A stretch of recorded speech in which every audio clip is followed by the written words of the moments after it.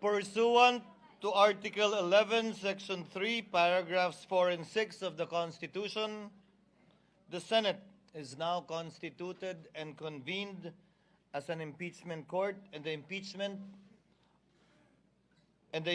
trial of Vice President Sara Zimmerman Duterte is hereby declared open and called to order. At this time, the chair will preside the oath to the senators in the chamber in conformity with Article 11, Section 3, Paragraph 6 of the Constitution. What is the pleasure of the Honorable Marcos? Yes, Mr. President, may I place on record that I make this oath ad cautelam without prejudice to the resolution of jurisdictional issues as well as issues pertaining to the validity of the impeachment complaint or to the filing thereof, if any. Thank you. Duly noted and entered into the records.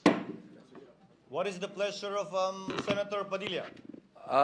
Gusto ko lamang din pong mailagay sa talaan na ako po ay manunumpa pero meron pong reserbasyon. Yun lamang po. Duly noted and entered into the records. May I now request everyone to please rise. Raise your right hand and repeat after me.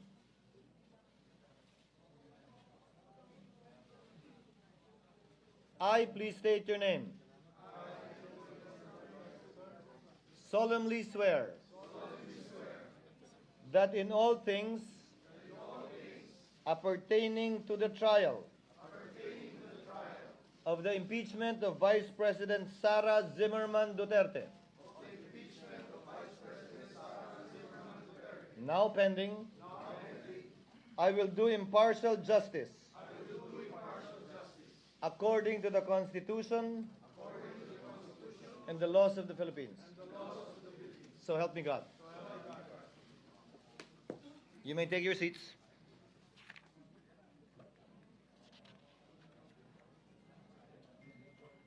The clerk will now call the roll.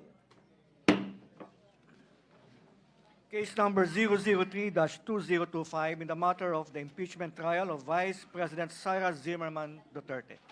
Roll call of Senator Judges.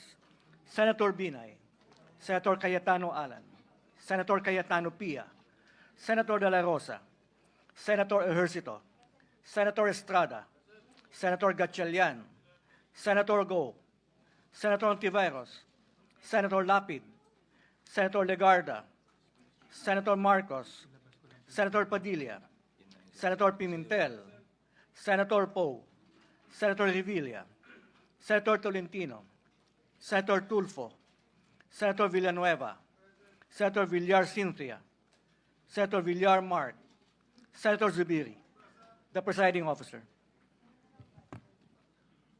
With 23 senator judges present, Chair hereby declares the presence of a quorum. Before we take up the matter at hand as earlier agreed upon when the Senate was still sitting in plenary, Chair would like to first adopt our rules. Chair hereby adopts Resolution number 39 of the Rules of Procedure on Impeachment Trials, Rule 6 of which provides that the provisions of the rules of the Senate and the revised rules of court shall apply suppletorily whenever applicable. As such, the following issuances of the Supreme Court shall likewise apply suppletorily to the current matter on the impeachment of Vice President Sara Duterte, namely, the 2019 amended Rules of Civil Procedure, Rule 1 to 34, except Rule 5, Rule 13 as amended, by AM number 1037 SC-AM number 1194 SC, B, 2019 amended Rules on Evidence, C, AM number 3-1-09 SC, guidelines to be observed in pre-trial and use of deposition discovery measures, Part 1A1 to 9, except provisions on mediation and amicable settlement, D, AM number 1037 SC, AM number 119-4 SC, guidelines on electronic filing of lower courts, in lower courts rather, AM number 1288 SC, judicial affidavit rule, except Section 9 and F, such are the relevant rules and issuances. It is to be noted that we did not change any of the provisions of the rules of procedure because there is already a pending impeachment complaint, and the chair would not want to change the rules in the middle of the game, so to speak. However, the updated amended rules of court, as discussed and mentioned and enumerated earlier, shall apply given the suppletory application of the rules of court. Is there any objection? There being none, the aforementioned rules are hereby adopted by the impeachment court.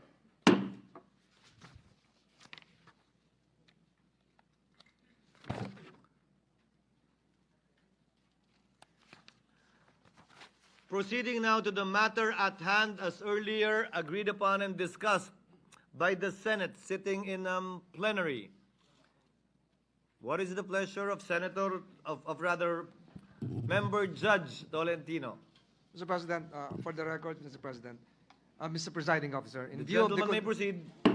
in view of the convening of the impeachment court, I move that the Committee on Rules be discharged with the previous referral of the subject impeachment complaint, considering that the plenary itself, acting as a body, has initiated and ratified the formation of the impeachment court through a direct act. It is therefore submitted that there is no further necessity for a committee report to be submitted, debated, or adopted in relation thereto. I so move, Mr. President. Any objection to the motion? Hearing none, the Committee on Rules is so discharged as indicated by Member Judge Tolentino.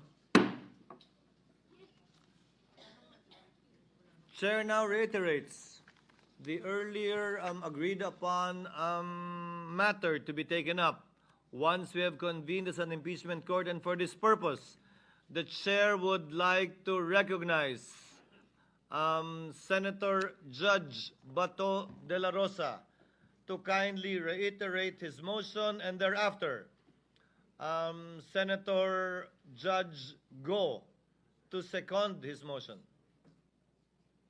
Senator De La Rosa is recognized. You may proceed, sir.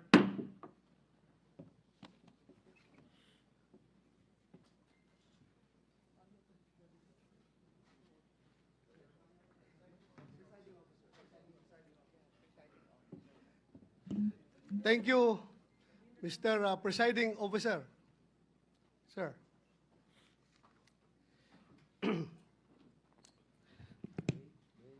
So I would reiterate my motion. The Kindly motion restate itself- the motion you made earlier while the Senate was sitting in plenary session. Yes, Mr. President.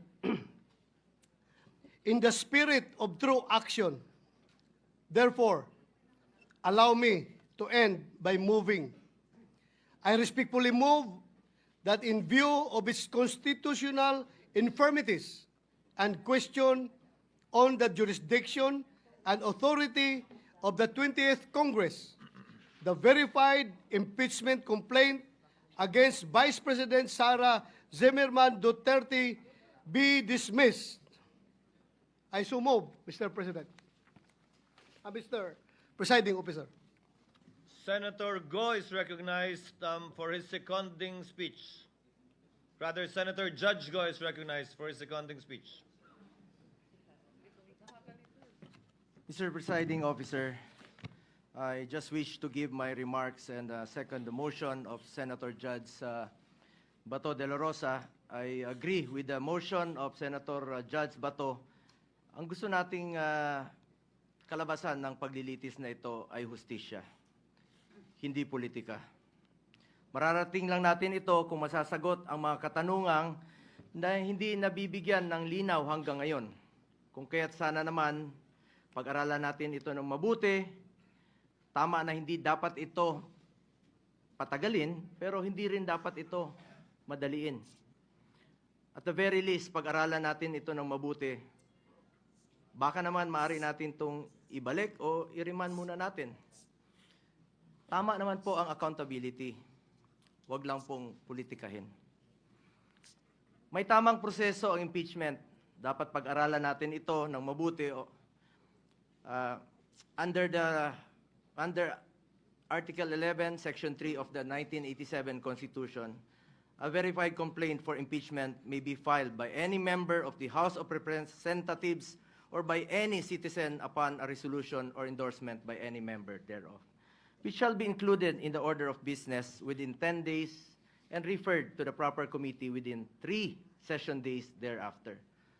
On December 2, 2024, the first impeachment complaint endorsed by members of the House of Representatives was filed before the Secretary General of the lower house. Second and third impeachment complaints were filed in the succeeding days, duly endorsed by members of the House. Under Section 3 of the House Rules of Procedure in Impeachment Proceedings, a verified complaint for impeachment shall be filed with the Office of the Secretary General and immediately referred to the Speaker. Despite this rule, Mr. Presiding Officer, the 3 impeachment complaints filed were never referred to the Office of the Speaker.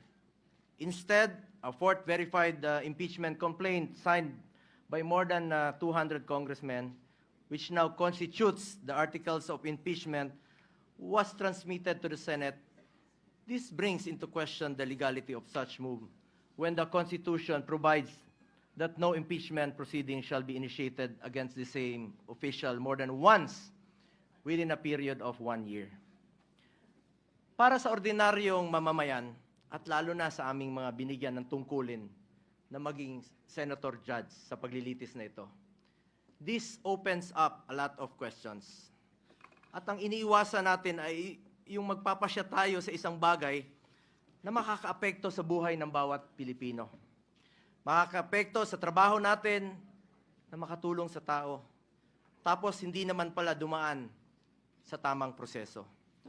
Yes, we are senator judges tasked to decide on this matter, and we took an oath to be impartial.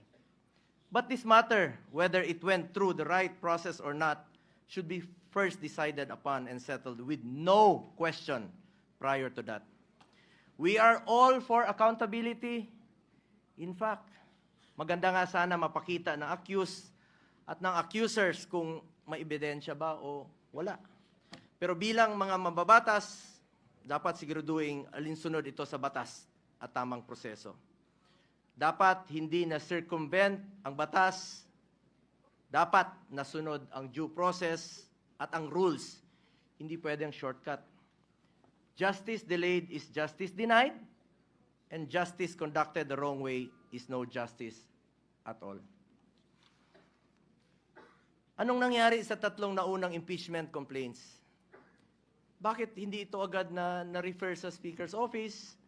Bakit hindi ito isinama sa order of business within 10 session days?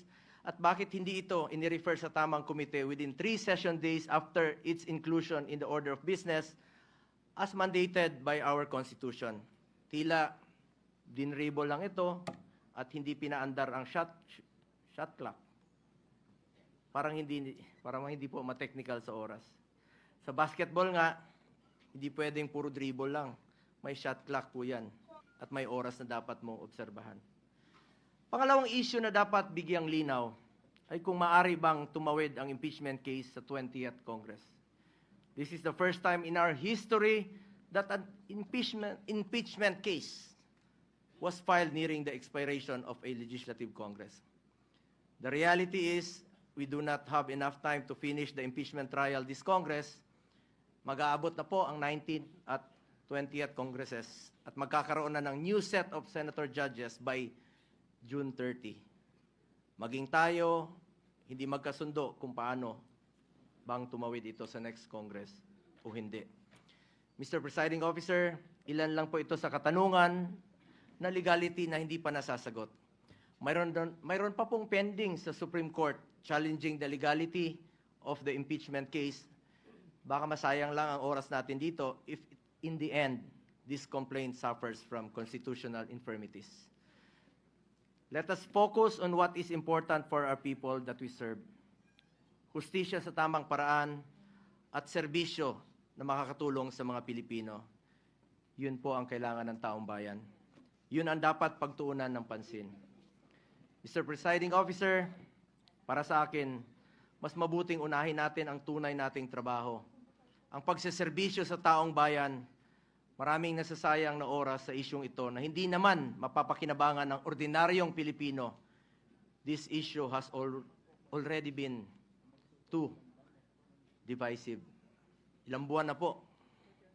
Mag-focus sana tayo sa pangunahing mandato ng lehislatura. Ang gumawa ng mga batas at magsulong sa mga programa na tunay na tutugon sa mga pangangailangan ng ating mga kababayan, lalong-lalo na po yung mga mahirap at walang ibang malalapitan kundi ang gobyerno.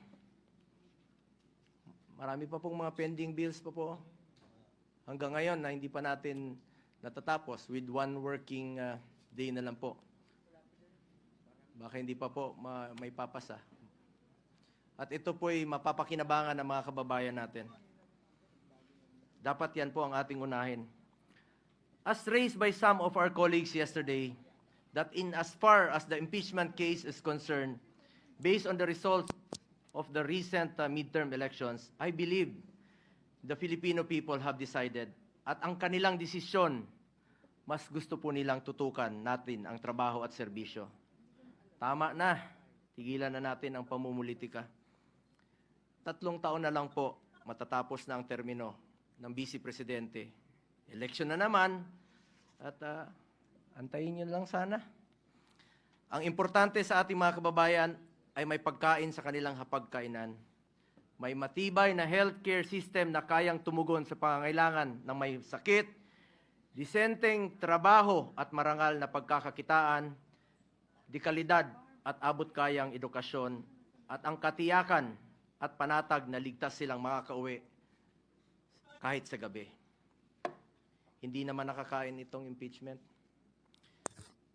Sana pwede ninyong ikonsidera at the very least, bago tayo maglitis dito, siguraduhin muna natin na nasa tama na prosesong tinahak natin dito.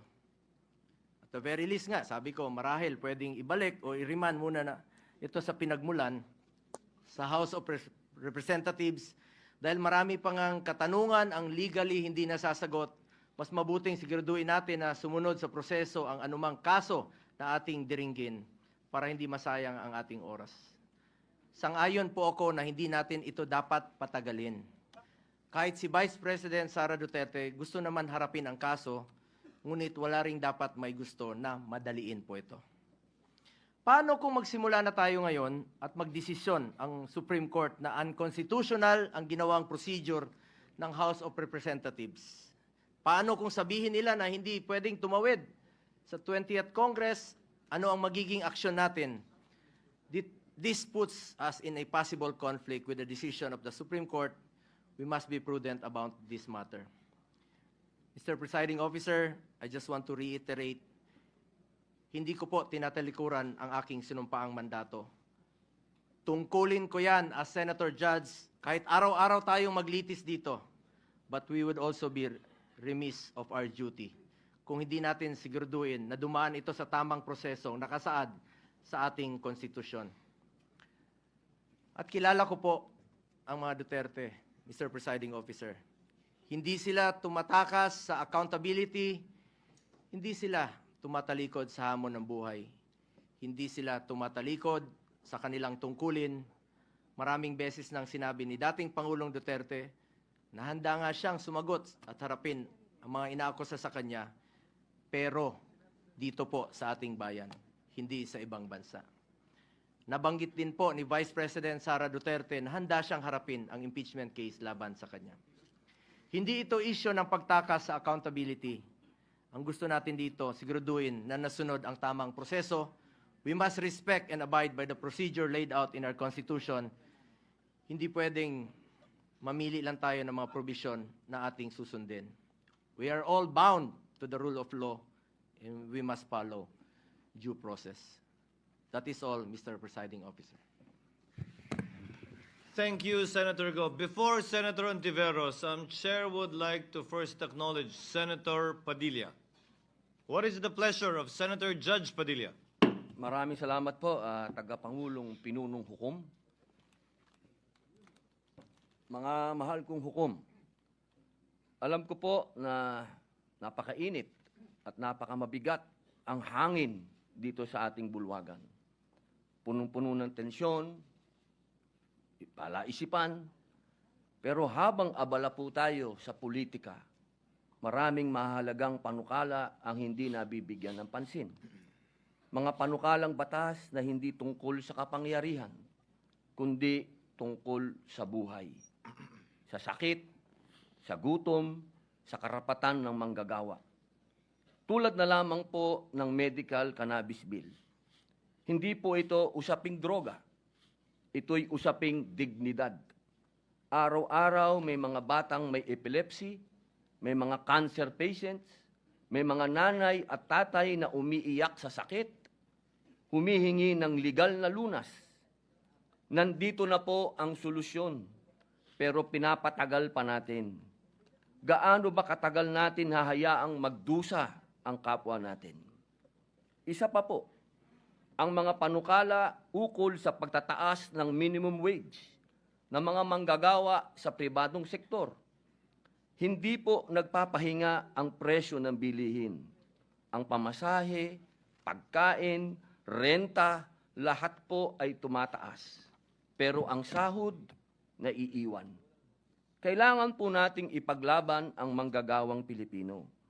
Ibigay na natin ang nararapat para sa kanila. Isa pa po, ang Revised Cooperative Code Bill na nakapasa na sa ikatlong pagbasa sa mababang kapulungan at pinagdidiskusyonan pa rin sa komite sa Senado. Ito po para sa mga magsasaka, mangingisda at maliliit na negosyante. Pinal na sana, isang boto na lang, pero naisang tabi pa. Sila po ang bumubuhay sa probinsya. Sila rin ang tunay na haligi ng lokal na ekonomiya. Bakit natin sila pinaghihintay? Mga mahal kong kasama sa Senado, unang-una na po ang aking BFF.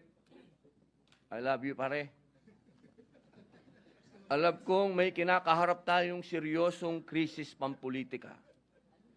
Pero hindi po dahilan yon para kalimutan ang tunay na trabaho natin, ang maglingkod sa bayan.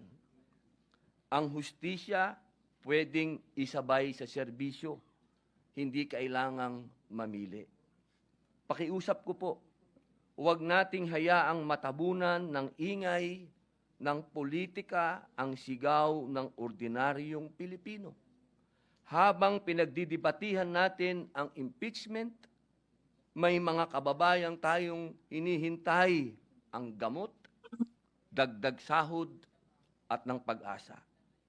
Bawat araw ng delay, may nawawalan ng lakas ng loob. Bawat hindi pagtutok, may Pilipinong nawawala ang tiwala. Ilan lamang ito sa mga panukalang batas na naantala dahil sa usapin ng impeachment. Ito po ang panawagan ko bilang inyong kasama. Tulungan natin ang mga panukalang tunay na may silbi. Panahon na po para pakinggan ng bayan. Naniniwala po ako na ang pag-usad ng impeachment ay hindi makabubuti sa ating bayan. Ang ganitong hakbang ay hindi lamang nagbubunsod ng lalong pagkakahati-hati ng ating sambayanan, kung hindi isa ring sagabal sa patuloy na pagganap ng ating mga tungkulin legislatura, lalo na po sa Senado. Sa halip na ituon natin ang ating oras, talino at lakas sa mga panukalang batas at programang makatutulong sa pagbangon ng ating ekonomiya at kapakanan ng mamamayan, tayo'y nalilihis sa usaping hindi agarang dapat aksyonan. Napapabalita pa nga na bumagsak po ang ating net foreign direct investment inflows ng bansa mula Marso ngayong taon dahil sa political instability. Pati na rin po ang ating turismo sa bansa. Mula Enero hanggang Abril nitong taon, ang dami ng dumarating na turista sa bansa ay bumaba ng 0.82%. kumpara noong nakaraang taon. Lahat po ito, political instability. Mga mahal kong kasama, ang impeachment na ito ay napakarami ding chismis, napakaraming iskandalo ng tungkol sa bayaran, sa alok, ng kung ano-ano. Dahil po dito, muli po, inihikayat ko ang aking mga kapwa lingkod bayan na bigyang prioridad ang pagkakaisa, katatagan ng ating institusyon, at kapakanan ng sambayan ng Pilipino. Maraming salamat po.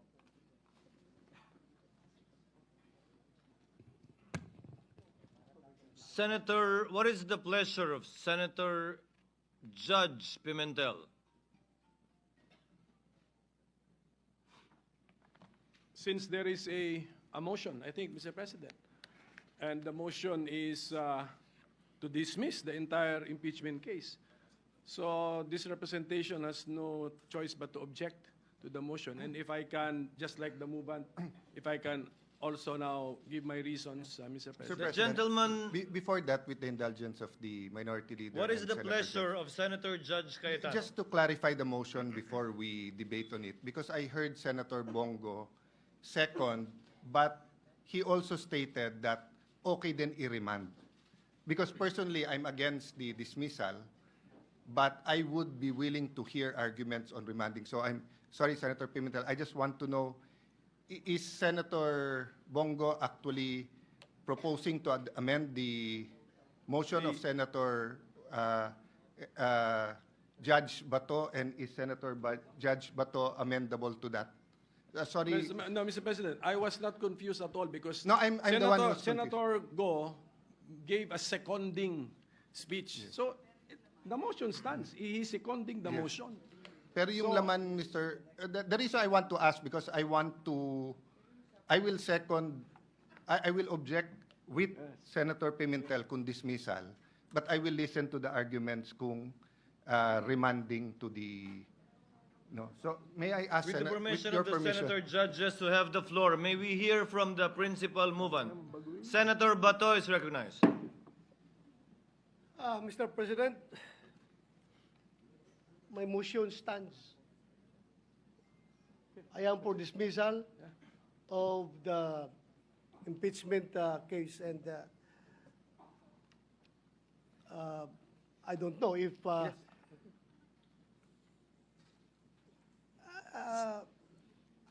am open. I am open for discussion.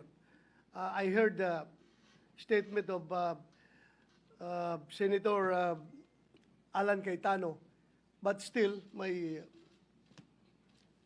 have already filed the motion, Okay, Mr. so, President. Mr. President, so let me continue now. I made my objection, and if I be allowed, just like the movement who gave reasons, if the